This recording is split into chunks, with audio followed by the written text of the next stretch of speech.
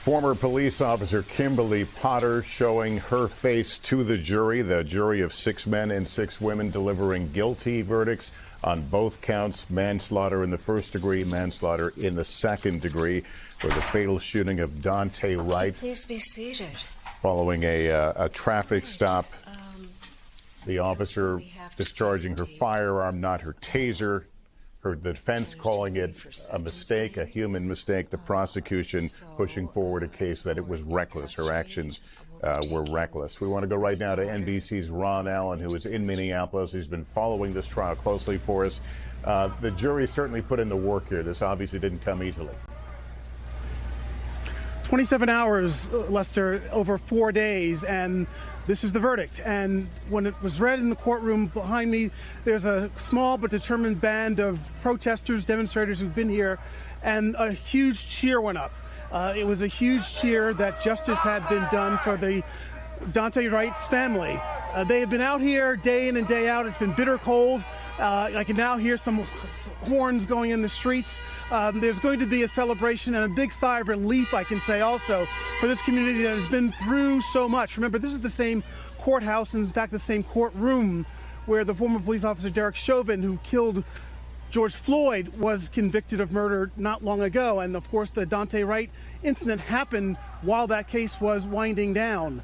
So there's been a lot of pressure here. There's been a lot of concern about what this case might bring. But the bottom line is now it's brought justice for the family. And I can tell you, having talked to them and their attorneys over the weeks and months, that they're going to be relieved. They will tell you probably that it's not full justice because they don't get their son back, but it's some measure of justice that they have been able to prevail in the criminal justice system here.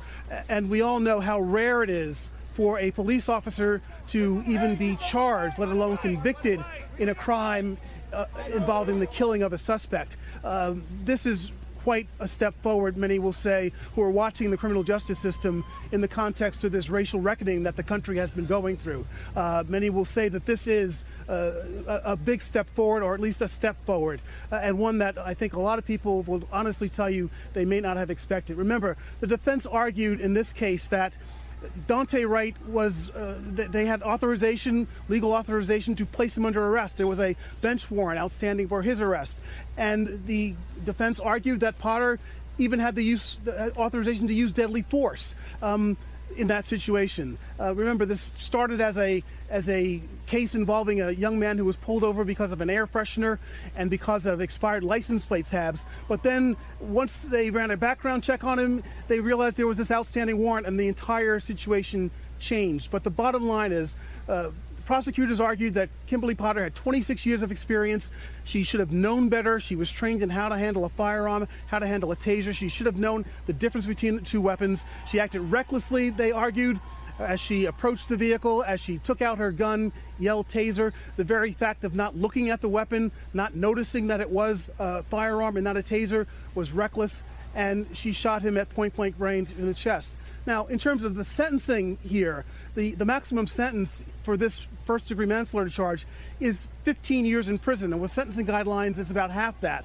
However, during the trial, the prosecutors argued there were aggravating circumstances, aggravating factors, and they are going to argue for a greater sentence in this case. Aggravating factors like injury caused to the other officers who were at the scene, injury caused to civilians who were at the scene. Remember, the car went down the road and crashed.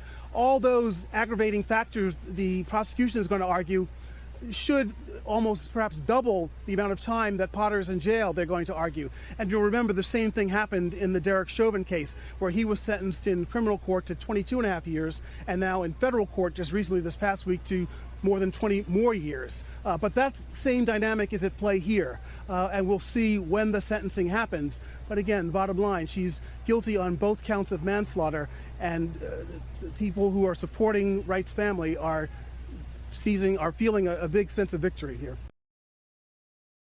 Thanks for watching our YouTube channel. Follow today's top stories and breaking news by downloading the NBC News app.